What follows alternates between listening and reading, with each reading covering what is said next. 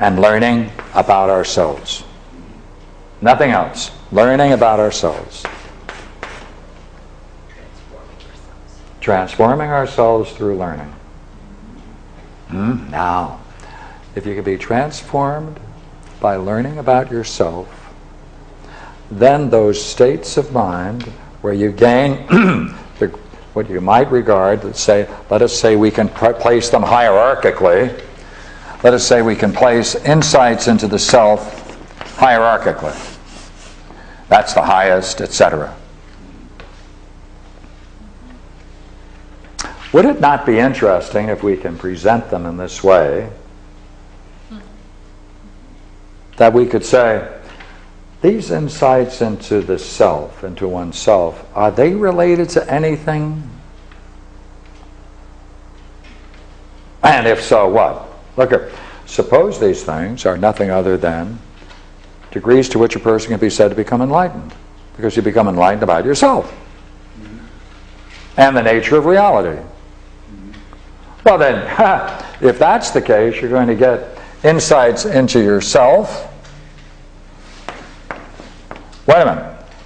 But then that's a growing learning, and what you're learning is the degree to which you can say there's intelligence governing the universe. Wait a minute, now, no. Then insights in the self based upon learning about the nature of the self brings you face to face with the fact that there is intelligibility in the universe, an intelligence that cares, and an intellect that is functioning for the good of all. If that can be correlated now, going back to this idea of different degrees of enlightenment, like in the ox herding pictures, or the Tibetans have 25 categories, Tozan has 5, the patriarch Tozan has 5 categories, Plato has 7 4 divisions. Then we might be able to say then, to the degree to which we can wake up our own processes of enlightenment, to that degree we're speeding up the entire evolution of man. Well, wait a minute then. Then in the enlightenment quest, we are in fact anticipating the future development of man. Or we are living through the entire process, what's it called? Recapitulation of ontology. They used to call it theology recapitulates ontology, remember? But this would be saying then that man, as he seeks greater and greater degrees of self-discovery, self-knowledge, is doing nothing other than learning how learning plays a role in the nature of reality of which he is part and parcel, and that gives him an insight into the nature of the intelligible, the existence of intelligence working for the highest good. If that can be said, then we're living in a just world in which everything is the way it should be for our learning, and that's to our benefit. And this is where it goes, doesn't it? So everything is fine just as it is. What? No. Everything is fine just as it is, because we're all... Now there's a trivial sense to this, which Voltaire, of course, picked up. Right? But this is only on the highest metaphysical level where this functions. It's not on the trivial level. Right. Yeah. So therefore, let me now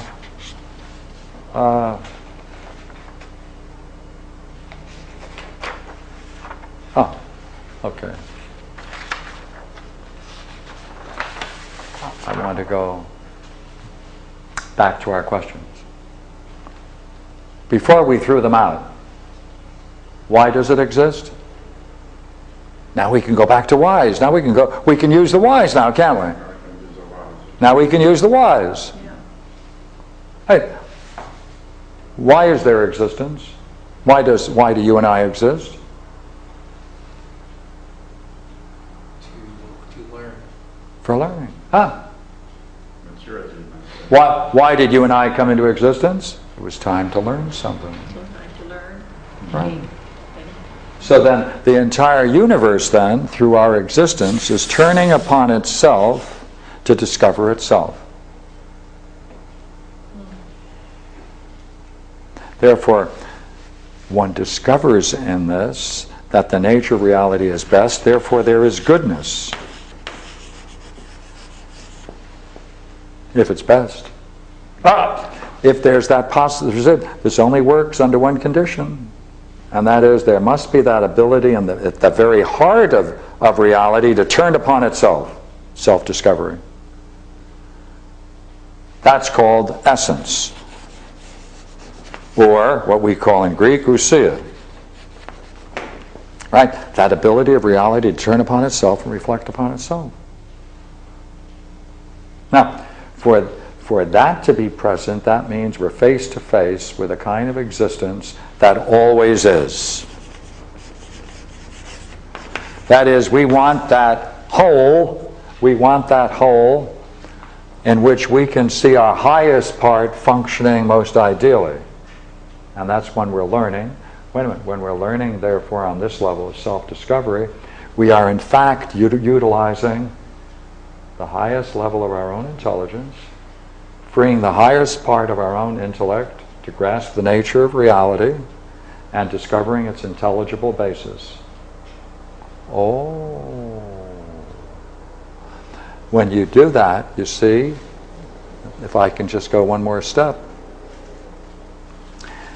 if one now reaches this level, sees the whole thing intelligible, at once, sees the whole intelligible at once, if you can see the whole intelligible at once, see? If you can see the whole, right, intelligible at once, that's what intuition is, insight, see the whole intelligible at once. Well, then there isn't any difference between what's intelligible in the intellect and the intelligence. They're one. Therefore, one grasps, see, if you can see this all at once, then you're seeing its oneness. You're seeing its oneness, necessarily. You're seeing its oneness. Hey, if you're seeing its oneness, you see, now you have the capacity of the reality to turn upon itself, essence, or ousia. You know that it's good, but to be able to grasp it all at once in a oneness, to see that it always is the way it is, best for it to be the way it is. What always is, another word for that in Greek is eternity. Aeon. Oh, always is. Right, aeon, right? Right? What always is.